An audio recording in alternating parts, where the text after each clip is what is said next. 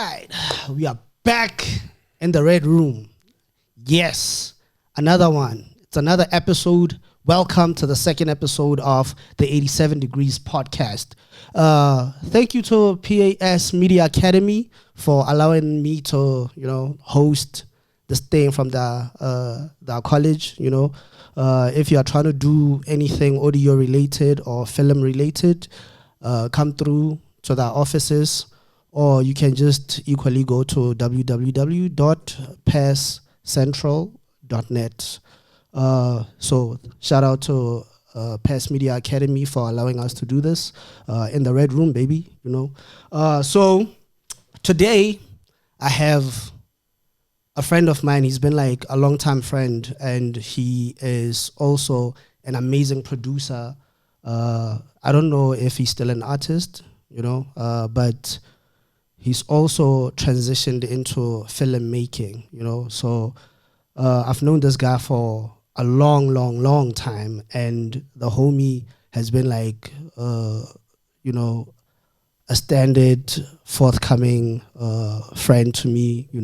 Every time I needed him, he was there, and equally so, I'd also lend him, a helping hand. I'd also lend him a helping hand whenever he needed it. So shout out to the homie for pulling through. Money.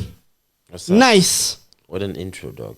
Aye, man. Thank you so much. Bro. You make me look good, man. I appreciate it. Come on, bro. You always good, man. You always come through for me. So I have to do diligence. That's what's up. You also always come through for me, dog. Aye, man. And I appreciate that. Nah. And it's actually funny when you're talking about we've known each other for such a long time. Actually, the first time I ever got into a studio and I recorded my first ever song, you were in that studio. You know. Yeah, so we go way back. Way back. Yeah. So when you popped up, and you came into the game, I think a lot of people always thought to themselves that wherever you went, you were like top tier in terms of branding, Like they would look at you, and I think a lot of them even thought that you didn't even speak Sesotho. They didn't even think for go Bochabelo.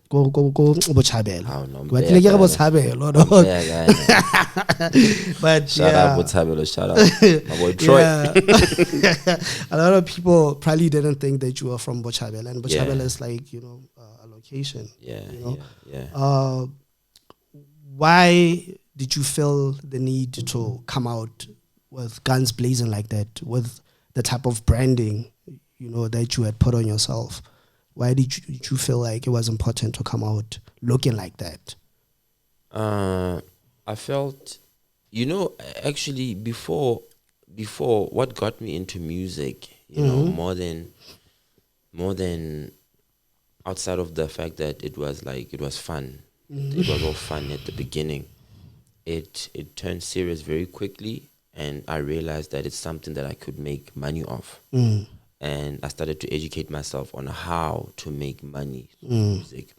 Mm. And following at the time, the early 2000s, mid 2000s, when you educate yourself on the game and on the music industry, especially hip hop and rap, you would look at guys like your Jay-Z's, your 50 Cents at the time, your Damon Dashes, all these hip hop moguls at the time. And the one thing that they will always talk about is always remember that you're a product. Yeah. You're selling a product. So when you sell a product, there's branding that goes into it. There's marketing. There's all of these other things apart from just making the music. So when you sell something to people, you're selling them a full package. Yeah. It's sugar, it's in a plastic, there's a design, the name, everything, You don't just get it. Yeah. So it was that, man. It was for me from the get-go. Shortly after that, for me it was I need to be serious about this if I'm gonna do it, and I need to make money from it. It needs to feed my livelihood. So yeah, it was basically that, and I just took that from day one, and I just went with it. Because the reason why I'm asking is because, obviously then a lot of people would thought that you were somewhat American or you are pushing this American persona, you know. But who is MoneyNyce? Like, let's talk DNA, let's talk government now. All right. And it's actually, at the beginning, I was too nice. Yeah.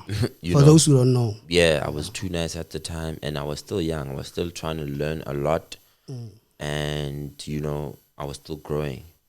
And the transition from too nice to MoneyNyce came when I realized that there's another MoneyNyce. I mean, too nice online. Okay, other than that, but it's not really because there's another too nice. It's just simply because that I wanted to show people like the seriousness. Okay. You yourself, you are serious about yourself and your craft and your art. But it's like people from the outside still take it for granted. So I wanted to brand in such a way that people understand that, we're here to it's serious now. It's about business, it's about money, it's about livelihood, it's about all of that. So that's the transition to MoneyNyce. And me transitioning to MoneyNyce, it's actually when I transitioned into actually being myself instead of a persona like Too Nice was. Yeah. I was a character back then, you were trying to mimic a lot of things, what you see on TV, how you speak and all of those things. But funny enough, when I transitioned to MoneyNyce, is because of I looked at my life as Pule. Yeah. And I looked at the things that I need, the things that I want, the things that are important to me, and the moves that I need to make. And I started making decisions based around that, who I really was, what my life situation truly is, and who I am personally. And I decided to move on with that. So right now, basically, what people see, MoneyNyce, it's me. It's me, it's Pule. I'm always chilled right now, easily accessible. My guard is more. My guard is down. You need to be accessible because we are in a service industry. So you understand. Yeah. But before, for me, it used to be. It was different. Before that, I never wanted people to get too close to me. I always wanted to have this distance. I always wanted people to ask themselves questions about, hey man, I didn't hang that man. Who's that guy? What's he all about? Like you're saying, people never really knew that. Yeah. They were shocked when they would hear me. I was trying to I was so true, So yeah, I decided to just be me, and that's that. So that's just me, dog. MoneyNyce is just me. All right, cool. And the thing I've realized, right, every time I would go to your place, right, Moms was always there, And shout out to Moms, man. Like, your mom is really a wholesome person. She's really a beautiful person, man. Thanks a lot. She was always there, and it seemed like she got it, She got what you were trying to do. And that type of thing is really hard to come across, especially when you are from the hood, because our parents normally don't get, oh, my son is into music, They're always on some... get an office job, How did the support start from her end? Did you see it from the jump when you said, I want to make music? What did it look like? What did the support from Moms look like? To be honest, man, it wasn't really easy in the sense that from high school, I started doing music from high school. And then at that time it was fun. And then from high school, I matriculated 2006. I went to do my first year, 2007, at Gvrv. And in that year, like a lot of people, when they get to varsity... What did you do, go Gvrv? What did you study? What was your major? The story is actually, I wanted to study architecture. I wanted to study architecture, but when I applied my matric year, I realized that the application process started earlier, like in April. Because there's a selection process that goes through the year. So by June, when I applied, I had missed application for that. So my mom didn't want me to do and not do anything. She said, take something, just study something, and get acquainted with the varsity life and acquaint yourself with the lifestyle and whatnot, and then apply within the varsity for what you want to do. So I did BCom General Management, which is the basic business management course. With business management, you can apply to literally any business, anything. So I did that, and the following year, that's when I started to apply for my architecture. And because I didn't like, I just did business management because of hell. I just had to do something. I had a lot of time to focus on music and do more music and make beats and all of that. And that's when I fell in love with the music. And on the other side, as I was applying for architecture, I saw that I don't think this is really what I want to do, you know, during that year and the process. So I didn't finish the application process. There's a lot of projects that you had to do, and I just lost interest. And then I focused more on music, and I told my mom that, you know what, Mom, I want to do sound engineering. But at the time, I feel that the best sound engineering schools were like in Joburg or in Cape Town. So I wanted to go to Cape Town the following year, and she said no. Why? She said distance. She said, boy, you're gonna bring home a colored baby. I can see you. No, like she was very overprotective. She thought that I wouldn't keep it in my pants when I'm there. Like the whole freedom, me having a flat or me having living alone. And she don't want you to get lit. You know? And I was gonna. I don't want to lie. Looking back, you know, I was gonna. But hey, it is what it is, you know? So then I dropped out. I didn't follow through with school. And then she was like, okay, if you're not going to do school, then you're not getting any more money from me. Jeez. You know? So, and then I got a job. And then after getting a job, that's when I bought myself my equipment. I actually bought it myself from the job. Yeah, from the job that I wasn't aware of that. You weren't aware of that? Nah. I thought, you know, moms had something to do. Because remember, like I said, with me, I came in looking at the situation like, okay, cool. Moms is very supportive. So she must have a hand in it. It came later. Like I said, I got a job and I literally bought my equipment, my first mic, my first everything, computer, everything. I bought it myself. Yeah. And then, because if you remember, I was recording. I was supposed to record an album with Kulex, and we started recording it at your studio. Because I never had a studio. Yeah. And then I think Kulex went to the army or something like that. Yeah, you know. So we couldn't finish it, and at that time, I decided to be like, you know what? Let me work. Let me not depend on other people, because he didn't have a studio anymore. He was dependent on your studio. I was like, let me get myself something. So I got myself a studio, and then I started working. So it was only after my mom saw my dedication, my passion, and the drive, and there was literally people coming in and out of the house every day, you know, for beats, for recording, for this, for that, you know. And with that, she would see that this boy is actually making money, you know, because I would buy myself clothes. I would buy myself. I used to buy myself all my sneakers. I bought myself a lot of things. I would buy for myself. The only thing at the time that she would give me shelter and food, obviously, you know, and money here and there where I needed. And so she saw that I was serious, and she saw and she would listen to my music. She saw the potential and all of that and everything. And when Survivor dropped, that's when she was like, my boy, you good. Hey, that song though, I think it's one of those songs that made us realize that, okay, cool, we can all make it. Because I think at that time you were the first hip-hop artist in the Free State to ever play. I don't know if I'm capping, but I think at that time you were the first hip-hop artist to play on Metro FM from the Free State.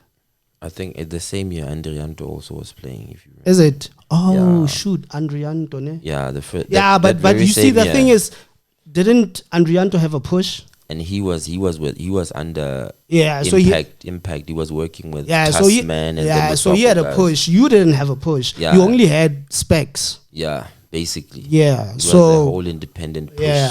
Basically. From there. But that was like, it just showed us like, okay, cool, you can actually make it. Yeah, you know? I think it actually showed me too. Yeah, it also showed me too, because you know, that journey it showed me a lot of things, and like I'm saying, even with my mom, like. She changed after that, because even I shot a music video for Survivor. Shout out to Ram. Bada bing. You know, at the time, you know, I wanted a music video for it and I didn't have the cash. You know, it was 10,000 rands at the time to shoot my music video. It was 2010. And then I asked my mom, go by 10 stay and you shoot the video. And she took it out, you know, without no hesitance, no nothing. For real? She was like, bro. I see. Yeah, the song was making moves. It was on radio, it was this. So I was like, Mom, I just need a video for me to get to the next level. She was like, there you go. Did you pay her back? I feel like I pay moms back, man. Like I do a lot for my mom, you know, even till today. So you know, so I don't want to say it's. So it wasn't like I gave her the 10K back. Yeah, I gave her a lot of other things back. I gave her grandkids. I know. So I think we even now. Yeah. So when you got into studio, because you've already said, you know, I was there when it all started. Yeah. Right. Yeah. What were you trying to achieve when you started with the whole music thing? Was it to blow up? And if so, why do you think it didn't go accordingly? Like I said, from day one, look, for me, I was looking to blow. I was looking to make money. One of my first songs I actually recorded at your studio back then with Spank. And that was it the first song, or did you record something with Kulex and then come? I recorded with you guys first. First, like okay, literally cool. first. Okay, and cool. if you listen closely to the influence was 50 Cent. Oh shoot. Yeah, now I hear it. You know, yeah, the influence was 50 Cent. The influence was kind of G-Unit, because you know at the time they were about we making money, hip hop, we flashy and all of that. So I came in with that mentality. I want to make money. Plus, you used to bang 50 like a lot, bro. For most depth, I only started listening to hip hop really. I Get Rich or Die Trying. Yeah, I remember you telling me that. Yeah, I don't want to lie. Get Rich or Die Trying. My first hip hop album, first album that I ever bought with my own money. Yes, girl, like you see, cassette. It was on cassette at the time. Cool. So yeah, it was that. So for me, it was always been about the music and the business. They always went together. Yeah. So when you started, so obviously you were trying to be an artist. Where does production come in, and was there a mentor? And because your production was fire from the jump, bro. It's like I feel like to get to where you were, I would have had to have like a couple of years in before I got to where you were in terms of the musicality. You know? Yeah. And funny enough, it was like a lot of synths, but there was still like a musical element to it. You know? So how did that process start? Because obviously then you wanted to blow up, so that means the artist came before production, right? Yeah, the artistry came before production. And like as before, when I recorded those songs at Ghetto Based, I didn't know how to make beats. And I asked Spank, hey man, I want these kind of beats. Yeah. That's when he was like, I can't make them. Try Kulex. I went to Kulex. Kulex at the time, first time I met him, he was flexing on me hard. I know the homie. Yeah. Kulex was flexing on me. Little nigga, what's up, dog? You know, you want some of this heat? You know, man. I got a song on ventilation. I got this. I'm like, okay. And then he was like, you know, I'm charging 800 a beat. At the time, 800 was like a lot. A lot. So I'm thinking like, if I had to record a 12-track album, 800, 8,000 something. So 9,000. A lot. So you know, instead, what happened? We went back to Spank with one of my guys. He's a house DJ. He was a house DJ, Joe Man, and we bought Reason from Spank. Oh. We literally paid $100 for Spank, and we bought Reason, and then we started teaching ourselves how to produce. So I took a bit of time crafting myself and my art and what I wanted the sound that I wanted.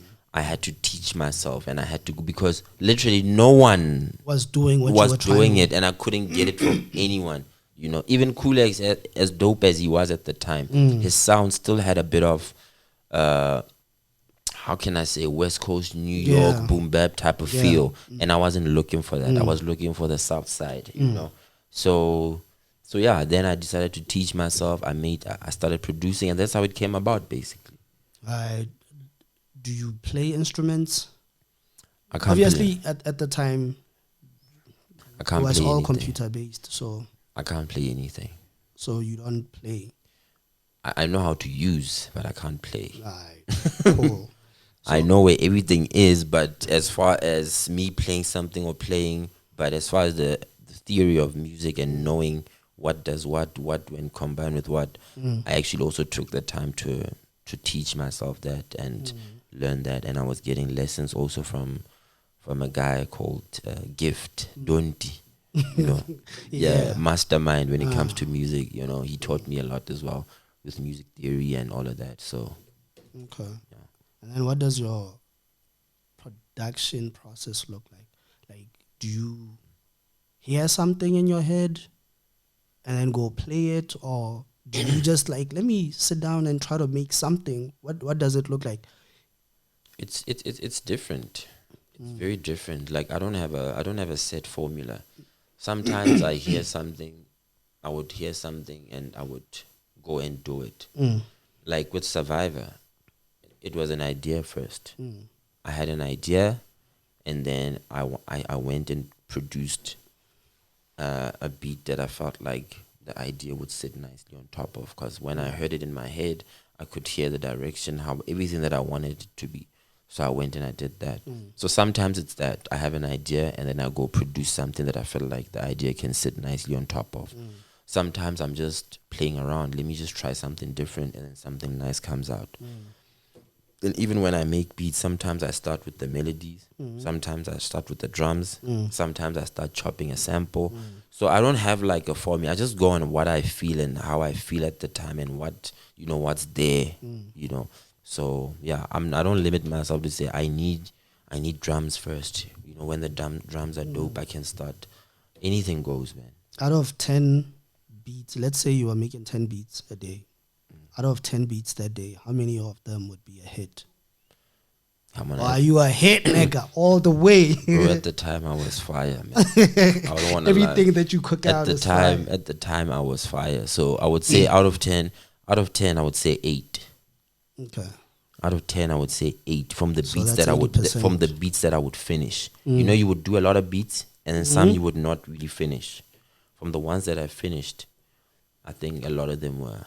I think 80% were hits, man. Definitely. Something just jumped out right now. Yeah, I was hollering with Acid on another pod, like another episode rather, and I kind of told him like, I think you change time signatures.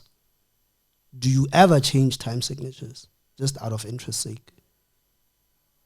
How do you mean? Explain. Like, because time signatures most within reason, Kotla said, you'll have like a time signature that's like a 4/4, right next to the BPM, right? Do you ever change that 4/4, or does it always stay 4/4? It always stays the same. I think I've only changed it once in my life. Is it? Yeah, I never really change it. For me, I keep it. For me, I keep it simple, and I keep it. Yeah, I keep it simple and I keep it straightforward. That was my formula. Was always keep it as simple as you can. I'm making music for the average listener.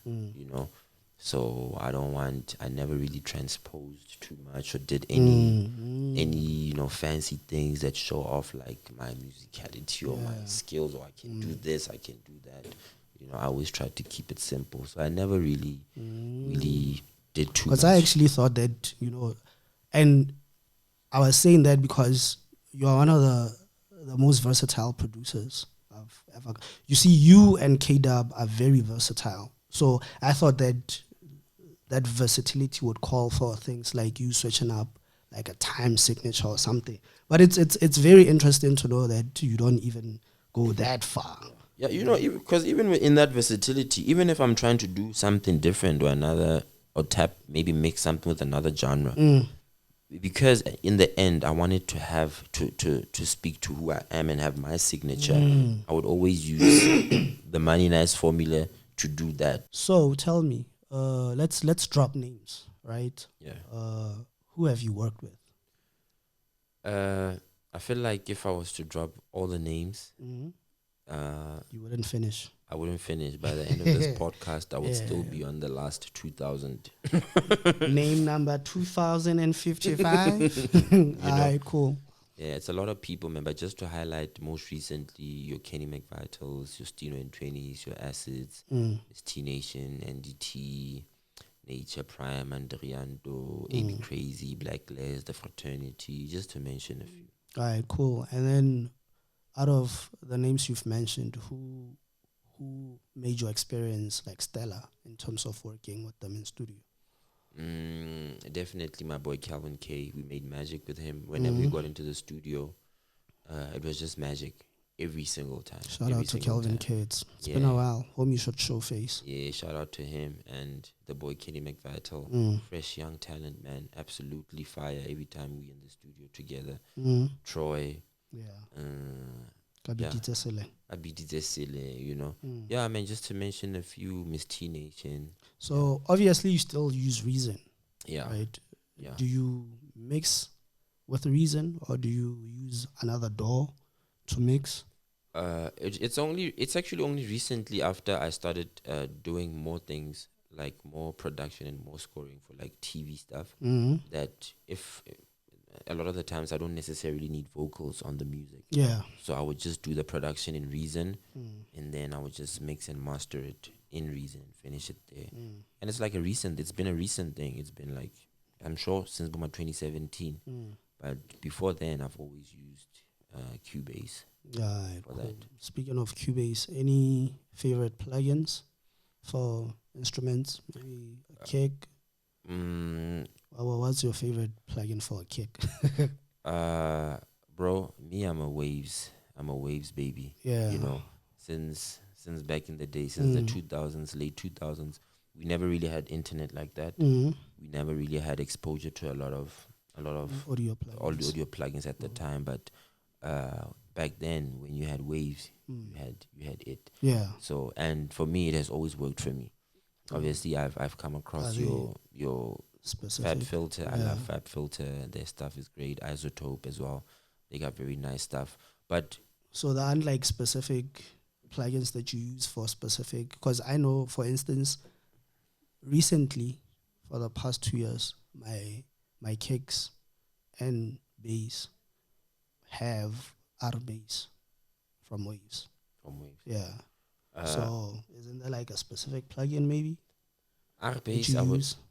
You know that's why I loved Reason. Another thing, I never had to do much. Oh yeah, because the sound was just the sounds were dope. Like from already, I never really had to do much. Yeah. So the times that I would probably use the R bass and do a lot, and maybe when you got something when from I got someone to mix some other people's stuff, you know. But for me personally, I never really. I'm a minimalist. That's why I don't even use a lot of plugins or a lot of. I've always stayed with Reason. If something works for me, I run with it. Okay, cool.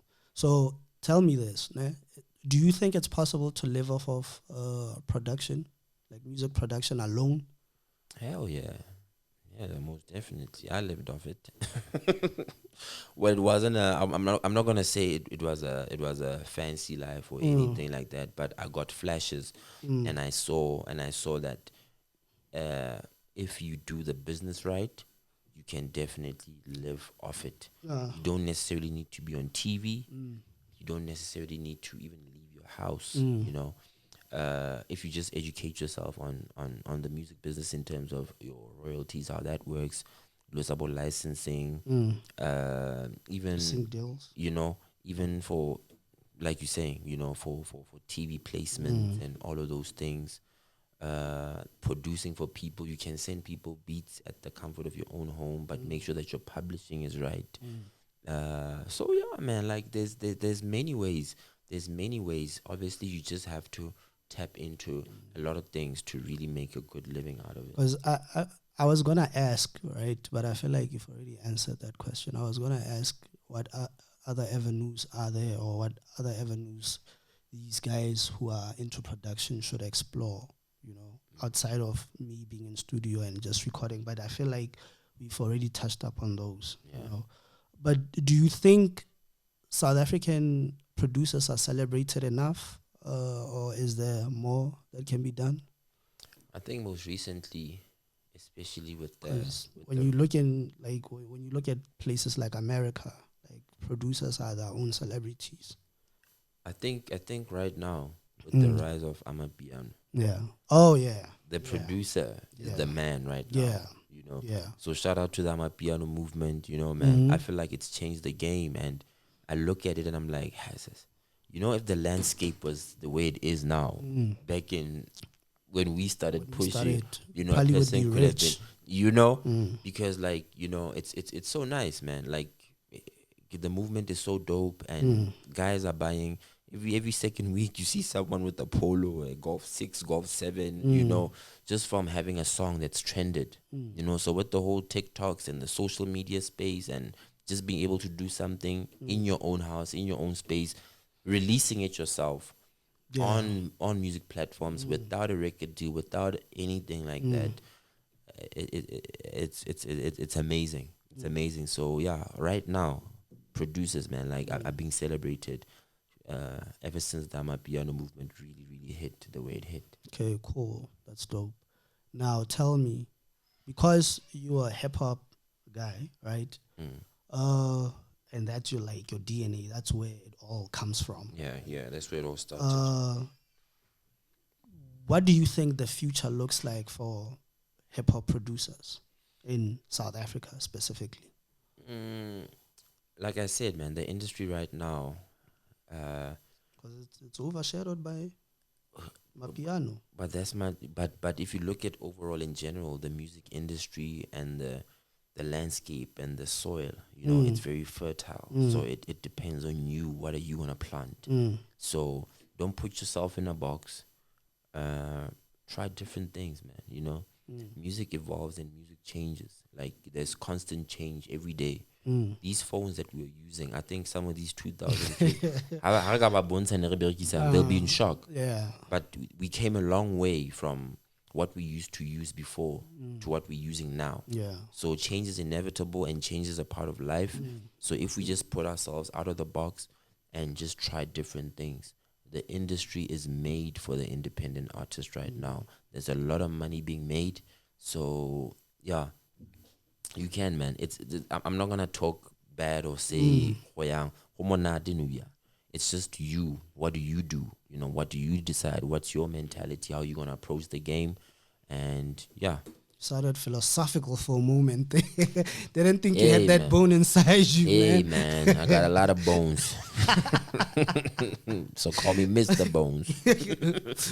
Ain't no joke. All right, cool. Now I think we've come to the end of our episode, bro. Like it's been real, man. You know, it's been wild. Thank you for pulling through. Social media handles. Social media handles, people can follow me at MoneyNyce. It's MoneyNyce on Instagram, MoneyNyce Mogorosi on Facebook, and then MoneyNyce GME on X, the former Twitter. Or is it still called Twitter? It's X now, I think. It's X now, yeah. And then and like you said, I've started dabbling into more film right now. So people can also follow my my film pages. It's Money Films. It's just one word, Money Films on Instagram, Money Films _RSA.